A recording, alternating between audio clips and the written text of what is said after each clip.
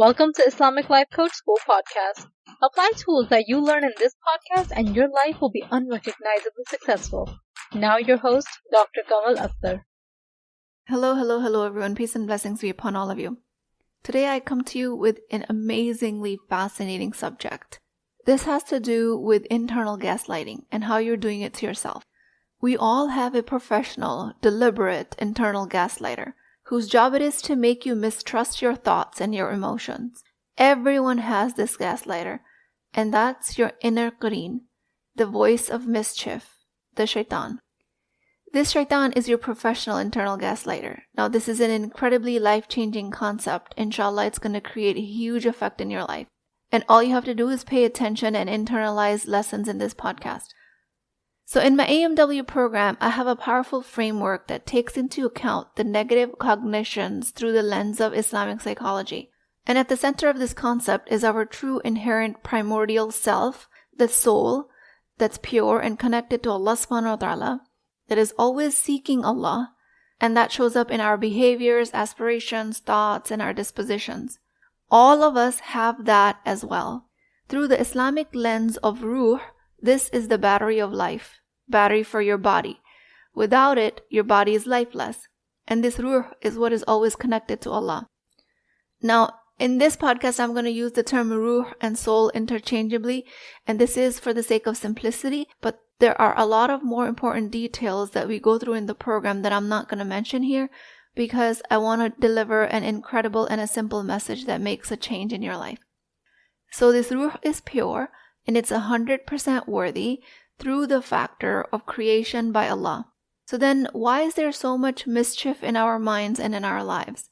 Because then on top of that ruh is the nafs, and shaitan, more specifically our personal shaitan or the qareen, uses this nafs as a seat to anchor himself into our psyche. And by extension, he anchors himself in our daily lives. This shaitan, as a professional gaslighter, is so well versed and knowledgeable about you that he could literally win an Oscar for emotional misdirection. And he does it very subtly, very swiftly, and he does it so proficiently that you don't recognize that this is happening. He will leave you with complete disillusion and confusion if you don't slow down to recognize what I'm about to teach you. What the voice actually says is, I'm not saying I'm a bad mom, but I am saying that I don't usually remember appointments, I forget to pack their snacks, and I don't stay calm when it counts. And this is exactly what the trick is. It doesn't call you a bad mom. That would be too obvious, and your conscious mind would catch it.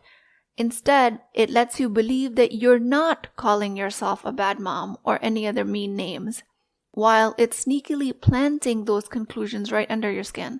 It gives you a feeling of the failure without being able to recognize the language of it. So that way you can't control it directly. You can't change it. And you can't even coach yourself out of it because you're not aware of what's happening. This is internal gaslighting. It's what happens when the real problem keeps slipping through your fingers like fog. You know something's off, you sense it, but every time you reach for it to try and explain it and help yourself, it evaporates. In my coaching, very frequently it sounds something like this. I don't think I'm being too hard on myself. I'm just trying to hold myself accountable. Or, I'm not avoiding conflict. I just prefer peace. Or, I don't know what I'm feeling right now. It's not a big deal anyways. When I hear these sentences in my practice that start with, I don't think I'm doing this, or this is not what's happening, or women telling me, I don't let anyone's opinion bother me. I don't care what he says about me. But all of these sentences are always followed by a pain point, something that the client's going through. I know exactly what the problem is as soon as these words start to come out of her mouth. The problem is that his opinion is bothering her, and she does care enough, but all of that is happening at the subconscious level. When as a coach, I reflect something back to you as a client, and your first instinct is confusion, dismissal, denial, defensiveness, not because my reflection is wrong. I mean, it certainly can be, and it happens at times, but majority of that time, if I point out that you were saying something that is not bothering you, is exactly what's bothering you, you might not see it the first time, and that's okay. That phenomenon happens to me all the time as a client.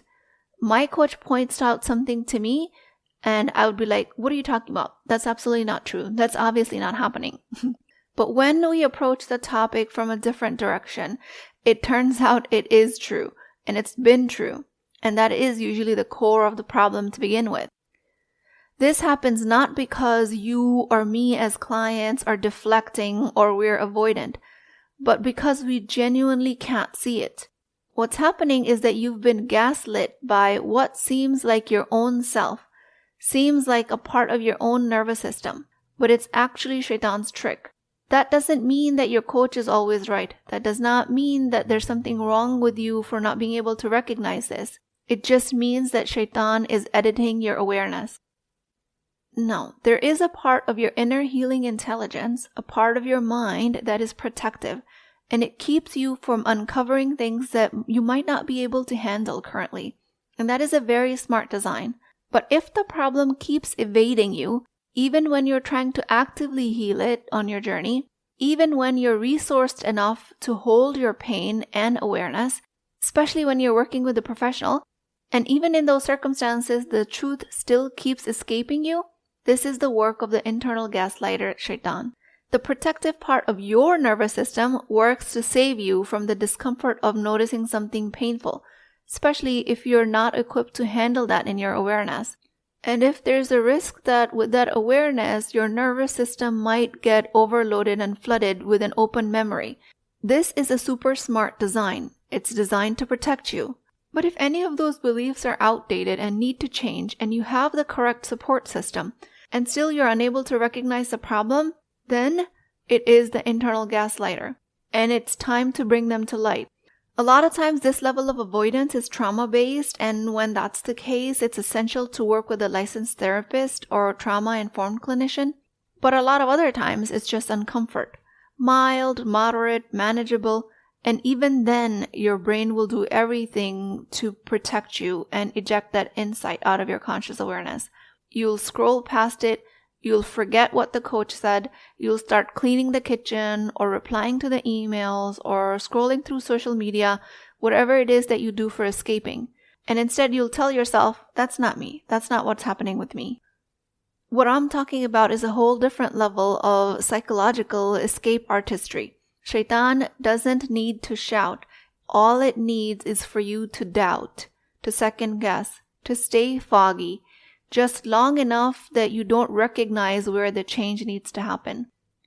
The invitation in my coaching is not to fight that voice, but to notice it, not to shame yourself for that voice being present, but to name it, to slow down, long enough to allow yourself to ask, what am I not willing to feel right now? Are these thoughts mine, or is this the internal gaslighter writing the script for me? With that awareness, start your A'udhu Billah. This is the case of the slippery brain that I talked about in the previous podcast. It pulls the disappearing act where the psyche is unable to recognize the problem. But most importantly, and luckily, it's not your own psyche that's trying to harm you. It's the qareen. It's not happening because you are inherently evil. It's happening because a third party that wants to cause you harm is creating this.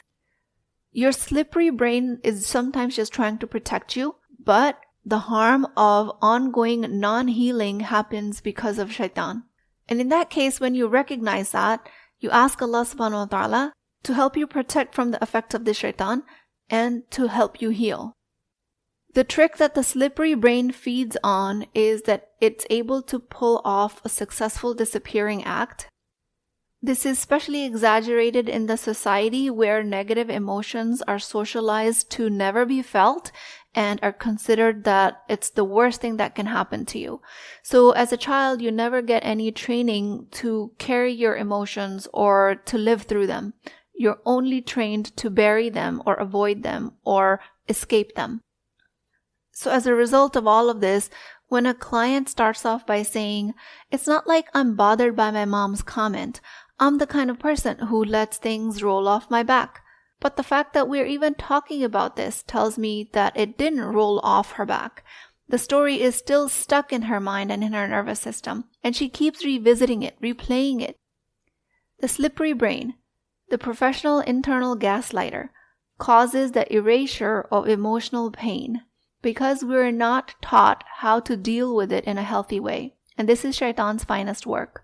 So what you have to do is learn and allow yourself to have emotional intelligence and recognize that the most painful of emotions, frustration, anger, judgment, jealousy, emotions themselves are not sinful. There's no actual harm coming to you from feeling an emotion, but from not recognizing them, from avoiding them, from escaping them, harm actually does come to your life. One of the most cunning emotional distortions that I see happening in high-functioning Muslim women is the rebranding of such negative emotions, especially judgment. Because as Muslims, as we are rightly taught to think highly of other people, if there's a subconscious judgment present for another person, it quickly slips out of awareness because recognizing it would make us a bad Muslim, while that actually is not true. Same thing with jealousy. Only not being able to recognize these emotions and continuing to act on them is going to be sinful. That's what's going to create harmful effects in your life. This is not a moral failing. It's a protection strategy. And unfortunately, shaitan knows how to weaponize it. Because when you can't name what you feel, you can't transform it. And when you're confused about what's happening inside, you stay stuck in the cycle of constant low-key shame. Shaitan doesn't win by making you sin overtly. He wins by keeping you confused so you continue to sin covertly. He wins when your pain is camouflaged and confused with piety. He wins when your judgment is wrapped in a religious concern, especially when you start to appear to be extremely self-righteous. The cost of misnaming or completely not recognizing emotions is large. It is extremely huge because now you're not just feeling something painful, but you're feeling wrong for feeling it, and it continues to perpetuate because you're unable to recognize it. You're emotionally dysregulated and spiritually guilty. And yes, your emotional health might need to be uplifted and purified, but that can't happen unless you can identify it. You need to understand the emotions you're going through. But when you can't label jealousy accurately or judgment accurately, you can't turn that into dua. You can't turn that into something constructive or even ask for forgiveness for having been in that state. When you name your judgment for somebody else clearly, you turn it into self-awareness. But when you deny these feelings, you don't become more religious and righteous. You become more resentful. And that's the real spiritual danger. The negative emotion itself does not cause as much harm as not recognizing it does. What happens when the negative emotion is denied, misnamed, is shaitan comes in and completes his trick. The moment you name an uncomfortable emotion, the moment you are able to recognize that negative thought pattern, what was previously very slippery and was previously escaping your awareness, when that happens, you unlock your power to direct that energy. When you name jealousy as jealousy, judgment as judgment, it becomes material you can work with. That's when transformation begins. One of my clients came to my session saying, "I'm not judging other moms. I barely have time to look at what anyone else is doing." But as we talked, she confessed that she felt inferior when she saw other parents post about their kids' accomplishments. She started saying things like how everyone's child is in a gifted program and mine is average. And again, followed by that famous line, "I'm not jealous or anything, I'm just worried." And that might be true for her and for you as well, that you are worried because you're a mom and you want the best for your kid. And you want what somebody else's married life looks like on Instagram. Peaceful and loving. You want all of that for yourself. But not admitting that you want all of that, not admitting that you've fallen into comparison and not inspiration, it will never allow for you to have what you want. You can't make dua for it. You can't work towards it because you're unable to bring into your awareness what you actually want. And that is why coaching sessions are so extremely powerful. And that mom, when she recognized that, she stopped escaping her discomfort. She stopped being reactive around her children, which was coming to her because she was trying to suppress all of this discomfort and this worry. When Muslim women mislabel their emotions or are unable to recognize them, they lose the opportunity to redirect them. They miss the learning opportunity that teaches them that next time I feel this way, this is what I'm going to do with it. And the fear that blocks this progress is exactly from shaitan as well. Fear of being a bad woman or a bad Muslim. I'm not supposed to think these things. I'm not supposed to admit to these things. Islam in reality gives a far more nuanced and detailed response than don't feel that. You're not supposed to think that. Prophet ﷺ never taught us to suppress emotions. He taught us to bring everything to Allah subhanahu wa ta'ala. And if you can't recognize what you need to bring to Allah in dua, then bring it to a coach. So now we have named the slippery brain. We've exposed shaitan's trick of emotional rebranding. What do we do about it? How do we turn this from spiritual gaslighting to spiritual growth? And the answer is very simple, but it might feel confronting. You start by telling yourself the truth, not the polished, presentable, socially acceptable truth, the actual truth. I felt jealous. I felt hurt. I'm judging this woman because I might be insecure in this area or that. And then you sit with it, because these are not your thoughts. Remember, your pure inherent psyche, the ruh, the soul, is completely pure. When you are sitting with these thoughts that seem like yours are actually shaitan's.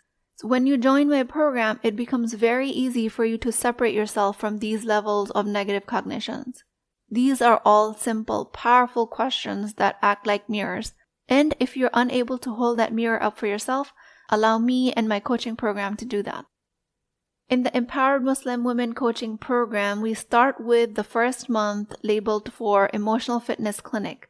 And that's where I use my Soulful Intelligence framework to rewire all of this. This is spiritual work. This is not something separate from your deen. Understanding this design, working on this design is not self-indulgent. It is absolutely essential. It is self-honoring. You are acknowledging the design of your heart, your nafs, your nervous system, all created by Allah subhanahu wa ta'ala. If your emotions are constantly playing hide and seek, if you've never learned to trust your own judgment, if you've always been gaslighted by distortions, your inner healing intelligence can never come forward. And that's where shaitan thrives. This is why community and coaching is everything. Most of us don't realize we're gaslighting ourselves until we hear another woman speak the truth about her life. There's immense power of women healing in sisterhood and community. We help each other name what's hiding, and once it's named, we redirect it, we heal it, we get elevated, inshallah. Bringing your whole, raw, unsanitized emotional experience to Allah subhanahu wa ta'ala is not spiritual failure. It is the best example of spiritual intimacy. It is your declaration that you trust His mercy more than your own shame, that you believe that He created your nervous system on purpose, that even your most unflattering feelings are worthy to be seen, held, and healed. This is tawakkul. This puts you on a life of ihsan, the path of self-leadership grounded in Allah subhanahu wa ta'ala's rahmah. And when you do this work, when you stop hiding from your own emotional reality, the payoff is massive. It's spiritual, it's practical, it's life-changing. You stop outsourcing, you start self-validating, you stop spinning in confusion while you're feeling off all the time. You're calmer, you're lighter. You go through life with much more peace and sense of stillness and kindness, not because your life changed or that your life is now perfect, but because you're not fighting yourself anymore. Your inside starts to match your outside. With that, I pray to Allah subhanahu wa ta'ala, Ya Allah, let me see what is true inside of me. Let me uncover what is shaitan's trick and what it's not letting me recognize. Uncover what shaitan has buried for me, not to shame me, but to free me. Protect me from shaitan's whispers that confuse my emotions and silence my heart. Help me name what I feel with courage and bring it to you with sincerity. Make my awareness a doorway to healing, not self-blame, and turn every emotion into a means to come near to you, Ya Allah. Ameen Ya Rabbal Alameen. Please keep me in your du'as. I will talk to you guys next time.